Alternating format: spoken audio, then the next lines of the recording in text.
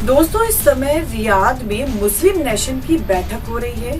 खासकर जो इस्लामिक अरब लीग है, जिसमें लगभग 60 के करीब देश हैं, उनकी बड़ी बैठक चल रही है। और उसमें साफ साफ जो सऊदी अरब के जो प्रिंस है, उन्होंने शुरुआती भाषण में कहा है कि इजराइल को तुरंत गजा पर हमला रोकना पड़ेगा और जो प्रिजनर्स हैं जिनकी गिरफ्तारी हुई है उनको छोड़ना पड़ेगा। वहीं सबसे बड़ा अपडेट जारी किया है अल जजीरा ने।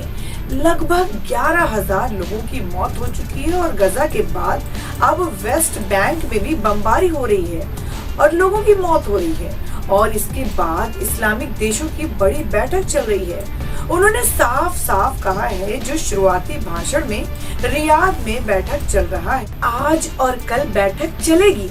किसी भी कीमत पर इस हमले को बर्दाश्त नहीं किया जाएगा और गजा पर हमले को इजराइल को तुरंत रोकना पड़ेगा। आपको बता दें दोस्तों कि इसके बहुत मायने हैं। और वहीं इजराइल पर लगभग 4 देशों ने बमबारी और हमला शुरू कर दिया है, जिसमें लेबनान है, सीरिया है, ईरान है और यमन है। और इसके बाद सोचिए कि अब ये लड़ाई छिड़ती जा रही है। लास्ट प्रतिक्रिया बेंच लोग देख रहे हैं कि कल जो खाड़ी देशों की बैठक का लास्ट दिन है, अंतिम दिनों में 12 और 13 को बैठक। खाड़ी देशों ने साफ साफ कहा है कि अब किसी भी कीमत पर युद्ध के साथ बातचीत नहीं हो सकती। आपको युद्ध समाप्त करना पड़ेगा। तो इस समय की सबसे बड़ी खबर बता रही हूँ कि खाड़ी देशों ने साफ साफ लहजे में कहा है कि इजराइल को युद्ध रोकना पड़ेगा, बंद करना पड़ेगा। और आपको बता दें दोस्तों कि यूनाइटेड नेशंस ने एक आंकड़ा जारी किया है कि हर 10 मिनट में एक मासूम बच्चे की मौत हो रही है। गजा पट्टी में ये बड़ी खतरनाक खबर है और पूरी दुनिया में लगातार इजराइल का जिस तरह से विरोध हो रहा है वो भी बहुत गंभीर है। तो सोचिए कि किस तरह से रियाद में जो बड़ी बैठक चल रही है, उसके बाद साफ साफ उसके ओपनिंग रिमार्क्स में सऊदी अरेबिया के क्राउन जो प्रिंस हैं, उन्होंने कहा है कि किसी भी कीमत पर इस युद्ध को रोकना पड़ेगा और तुरंत गाजा पर हमला रोका जाए। इसका मतलब है कि साफ साफ खाड़ी देशों ने तय कर लिया है कि इस युद्ध को खत्म किया जाए, नहीं तो ये बात आगे बढ़ सकती है।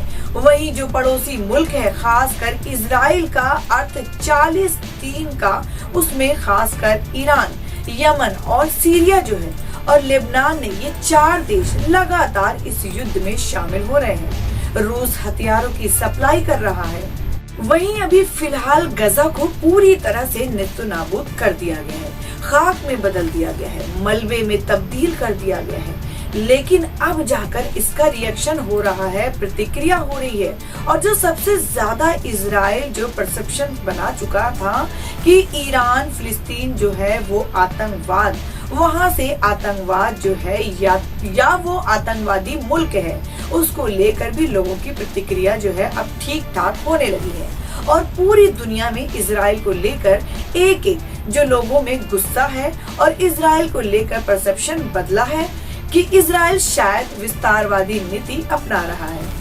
तो सबसे बड़ी खबर ये है कि बल्कि भारत में नहीं, पूरी दुनिया में सबसे ज्यादा जो लोग नजर आ रहे हैं फिलिस्तीन और इजराइल के युद्ध पर हैं।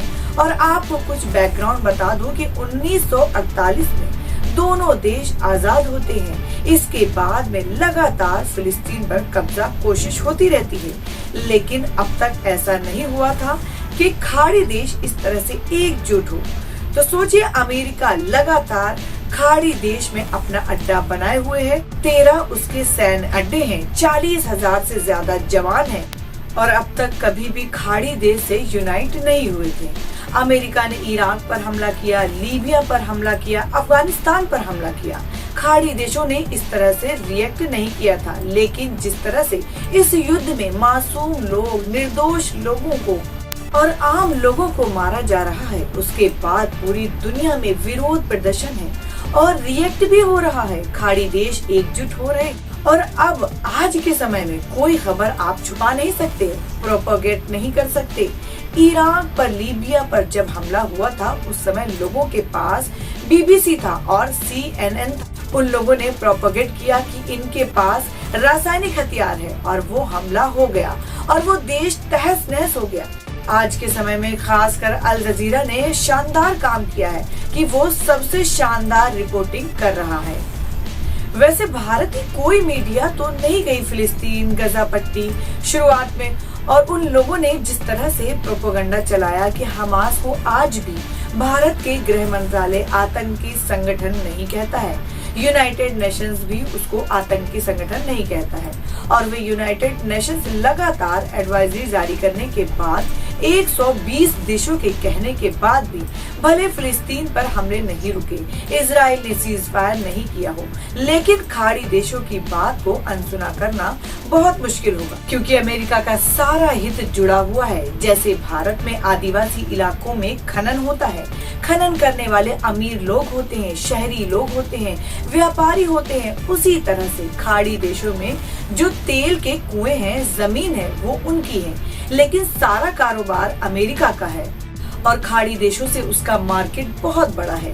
इसलिए चीन चाहता है कि अमेरिका से उसके संबंध और खाड़ी देशों का जो मार्केट है उस पर वो कब्जा करे, और उसकी भी यही कोशिश है, लेकिन इसमें अमेरिका की बड़ी भूमिका है और वो एक्सपोज हो रहा है और वो बहुत समय तक इजराइल के साथ खड़ा नहीं रहेगा।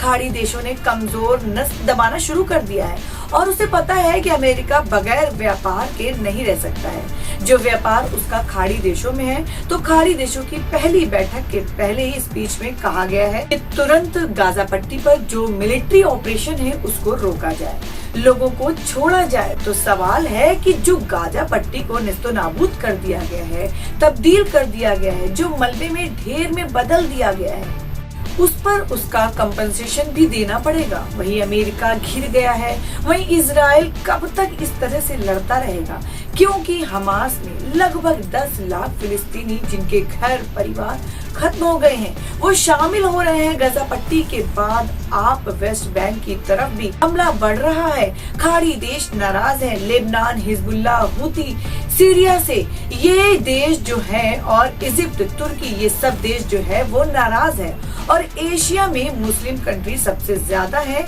आप इससे इनकार नहीं कर सकते हैं। और इसलिए सबसे ज्यादा मुश्किल जो है अब इजराइल की बढ़ने वाली है, और उससे ज्यादा अमेरिका की। देर सबेर वैसे तो खाड़ी देशों ने कहा है कि तुरंत इस हमले को रोका जाए, और इसको मानना पड़ेगा अमेरिका को, क्योंकि अमेरिका के सारे हित खाड़ी देशों से जुड़े हुए हैं। अगर अमेरिका इस युद्ध को नहीं रोकता है तो जो अमेरिका के अड्डे हैं, सैनिक अड्डे हैं, उस पर भी हमला शुरू हो सकता है। तो ये सबसे बड़ी खबर है जो मैं आपको अपडेट दे रही हूँ। रियाद में ये बैठक चल रही है, सबसे बड़ी बैठक चल रही है खाड़ी देशों की, और उसमें साफ साफ कहा गया है कि किसी भी कीमत पर युद्ध नहीं बर्दाश्त किया जाएगा, हमला नहीं बर्दाश्त किया जाएगा। इजराइल को तुरंत जस्ट अभी से ही मिलिट्री ऑपरेशन रोकना पड़ेगा। सोचिए किस तरह से इजराइल ने पूरे फिलिस्तीन को बर्बाद करके रख दिया है। आम लोग मारे जा रहे हैं, आम शहरी मारे जा रहे हैं, आम जनजीवन मारा जा रहा है। यूनाइटेड नेशंस की रिपोर्ट है कि हर 10 मिनट में एक बच्चे की मौत हो रही है, तो बहुत ही दुखद है। 11,000 से ज्यादा लोग मारे गए हैं, सबसे भयानक खबर है। और उसकी वजह ये सोचिए कि किस तरह से लगातार पूरी दुनिया में विरोध हो रहा है इजराइल का, और खाड़ी देशों की बड़ी बैठक चल रही है जो सबसे अहम खबर है। और सोचिए कई सारी चीजें हैं, समय के हिसाब से चीजें, सच्चाई सामने आ जाती हैं, और अब तक जो है पब्लिक परसेप्शन बन गया था। अब तक जो दुनिया को इजराइल कन्विंस कर चुका था कि फिलिस्तीन एक आतंकी सरगना को पनाह देता है, वो परसेप्शन टूट गया। दुनिया पूछ रही है कि आखिर असली आतंकी कौन है। असली आतंकी इजराइल है जो बच्चों को मार रहा है, बच्चों, महिलाओं को मार रहा है, बुजुर्गों को मार रहा है। ये सबसे बड़ी खबर है, और उसको लग रहा है कि असली आतंकी ये हैं, और इजराइल अलग थलग पड़ गया है। अमेरिका के अलावा दुनिया का शायद ही कोई देश है जो उसके साथ खड़ा हो, और खाड़ी देशों ने ने दो टूक में आज कहा है कि तुरंत मिलिट्री ऑपरेशन को रोकना पड़ेगा गाजा पट्टी में। और सबसे बड़ी खबर है कि फिलिस्तीन के पक्ष में पूरी दुनिया खड़ी है। शायद ही दुनिया का कोई देश हो जहां उसके पक्ष में आंदोलन नहीं चल रहा है, धरना नहीं चल रहा है। ये तो सबसे बड़ी खबर बता रही हूँ। किस तरह से साफ तय हो गया है कि इजराइल को इस युद्ध को रोकना पड़ेगा।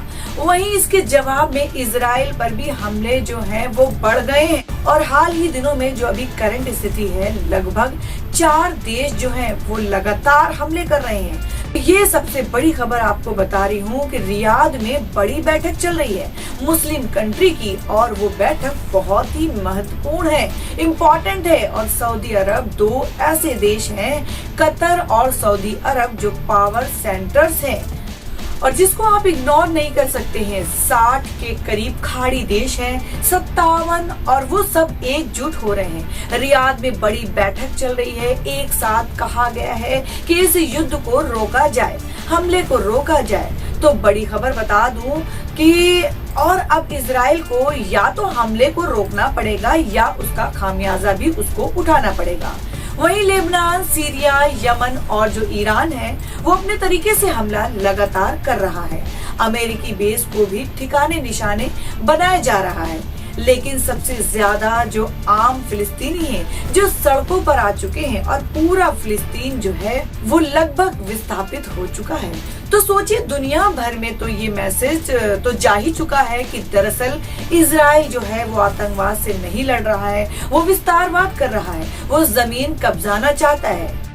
सोचिए, आज भारत और पाकिस्तान के बीच लगातार पाकिस्तान प्रॉक्सी टेररिज्म का साथ देता रहा है, आतंकवाद बढ़ाता रहा है। भारत ने कई बार मुंह तोड़ जवाब दिया है, अपनी सीमा की सुरक्षा करता है, लेकिन किसी भी खाड़ी देश ने आज तक कभी भारत के खिलाफ नहीं बोला। जबकि एशिया में पाकिस्तान मुसलमानों का दूसरा सबसे बड़ा पहला देश है, जहां सबसे बड़ी आबादी है। दूसरी बड़ी आबादी खुद भारत में है, लेकिन भारत के खिलाफ कभी खाड़ी देश नहीं की। भारत के मुसलमान ने कभी पाकिस्तान का पक्ष नहीं लिया। तो दुनिया में पाकिस्तान इसलिए लगभग अलग थलग पड़ता गया। अमेरिका बस उसके साथ खड़ा था, इसलिए पड़ता गया। अमेरिका बस उसके साथ खड़ा था, इसलिए वो पड़ता गया, क्योंकि वो आतंकवाद को बढ़ावा देता है। लेकिन फिलिस्तीन को लेकर ये बात सही साबित नहीं हो रही है, और सोशल मीडिया और तमाम चैनलों से बात हो रही है कि फिलिस्तीन जो है वो एक स्वायत्त, एक स्वतंत्र देश था, और जिसकी जमीन पर लगातार इन्फिल्ट्रेशन, जो घुसपैठ है वो हो रहा है। और खबरें फैलाई गई हैं कि वो आतंकी देश है, और ये अब दूध का दूध और पानी का पानी हो गया है, कि ये सच्चाई नहीं है। और इजराइल का साख अब गिरता जा रहा है। इजराइल किसी के भरोसे में नहीं रहा। वहीं अमेरिका देर सवेर इजराइल का साथ जरूर छोड़ेगा, क्योंकि उसके अपने हित इतने ज्यादा खाड़ी देशों में हैं, जिससे वो समझौता नहीं कर सकता है। तो सबसे बड़ी अपडेट है आज की कि आज रियाद में जो अरब लीग की बैठक हो रही है, मुस्लिम जो इस्लामिक लीग की बैठक हो रही है, गल्फ कंट्रीज की बैठक हो रही है, उसमें साफ साफ कहा गया है कि तुरंत अभी से गजा में मिलिट्री ऑपरेशन रुकना चाहिए और लोगों को छोड़ा जाना चाहिए। सबसे बड़ी खबर है, 24 घंटा बहुत महत्वपूर्ण होगा। कल का दिन कल पता चल जाएगा कि आखिर क्या होने वाला है। फाइनली अमेरिका को पीछे हटना पड़ेगा, क्योंकि इसके अपने हित बहुत बड़े हैं। तो सबसे बड़ी बात, बड़ी खबर बता दूं कि जो इस्लामिक लीग है, जो गल्फ कंट्रीज हैं, उन्होंने साफ कहा है कि गाजा में इजराइल का सैनिक ऑपरेशन जो है, जो हमला है, वो रोकना पड़ेगा। वहीं इजराइल पर भी चारों तरफ से बमबारी की कोशिश हो रही है, रॉकेट छोड़े जा रहे हैं। हिजबुल्लाह, हुती, ईरान जो है वो इस युद्ध में शामिल है। और वहीं सोचिए, नई खबर आ रही है कि रूसी सैनिक भी ईरान तक पहुंच रहे हैं। तो हथियारों की अब कोई कमी नहीं है। और अगर इजराइल ने अंतिम बार नहीं माना, अंतिम उसको मौका दिया जा रहा है। और अगर इजराइल ने इस बात को नहीं माना, तो यकीन है कि ये युद्ध और लंबा खींचेगा और एशिया युद्ध विश्व युद्ध के मुहाने पर खड़ा होगा। आप लोग अपनी प्रतिक्रिया इस बारे में जरूर दीजिएगा। शुक्रिया।